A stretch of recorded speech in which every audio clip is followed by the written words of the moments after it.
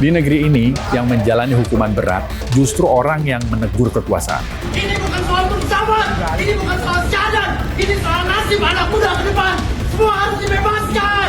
Voting seolah jadi kebenaran, bisa ditentukan lewat jumlah tangan yang terangkat. Ya, kami akan komitmen bersama Pak Wakil Bupati akan komit membangun Kabupaten Pati.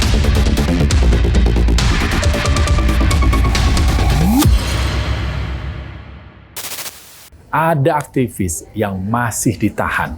Mereka bukan maling, bukan koruptor. Mereka cuma bersuara. Di negeri ini, pelanggaran etik bisa selesai dengan permintaan maaf. Tapi keberanian untuk bicara bisa berujung di jeruji besi. Kita cek now.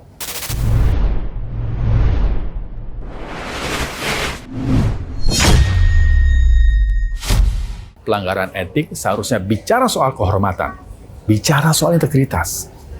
Faktanya, kursi mereka aman. Coba kita bandingkan dengan aktivis yang bersuara.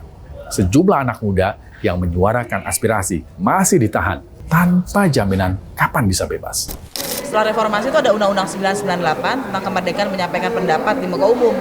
Dan orang tidak perlu izin bahkan untuk aksi. Cukup ngasih tahu di mana, kapan, berapa lama supaya bisa dijaga. Tapi ini bukannya dijaga, malah ditangkap dan kemudian jadi tersangka. Artinya kalau 960 jadi tersangka, yang ditangkap lebih banyak lagi. Iya kan? Gitu. Karena biasanya, dan kita tahu banyak kabar hilang, udah pulang. Jadi yang jadi tersangka ini sebenarnya sudah disaring dari yang ditangkap.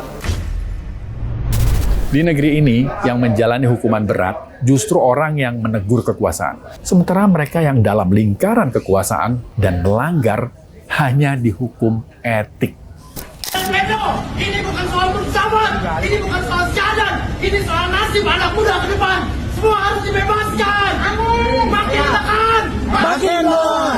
makin ditekan, Makin melawan. Sehat semuanya, kita bebaskan kami. Tetap semangat semuanya, semangat. Salam perjuangan buat kalian semua. Terima kasih. Supriyono dan Teguh Istianto, dua aktivis Aliansi Masyarakat Pati Bersatu, ditangkap dengan tuduhan dalam aksi pemblokiran lalu lintas dan dugaan penghasutan terhadap massa. Kabarnya, ancaman hukumannya 9 tahun. Iya, 9 tahun, bos. Mereka nggak bawa senjata, cuma bicara. Tapi di negeri ini kadang bicara itu lebih berbahaya dari korupsi.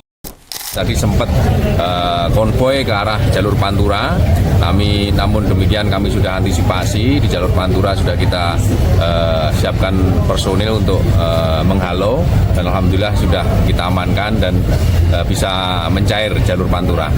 Ya, informasi tadi dari Satgas Gakum, informasinya juga ada beberapa yang diamankan. Ini masih kita mintain keterangan terkait dengan keterlibatannya. Namun demikian nanti hasilnya kita sampaikan pada kawan-kawan semuanya. Di saat rakyat ditahan karena bersuara, sidang pemakzulan bupati-pati justru menolak memberhentikan bupati. Ini nyata, suara politik itu lebih kuat dari bukti moral. Beginilah wajah keadilan kita. Yang berani bersuara dipenjara, yang punya kekuasaan dilindungi. Bupati yang dipersoalkan justru selamat lewat voting. Voting seolah jadi kebenaran, bisa ditentukan lewat jumlah tangan yang terangkat. Tapi kita dengar, apa tanggapan Sudewo? Ya, kami akan komitmen bersama Pak Wakil Bupati akan komit untuk peningkatan kinerja, maka segala sesuatu yang menjadi materi dalam pansus itu sebagai koreksi atau introspeksi pemerintah.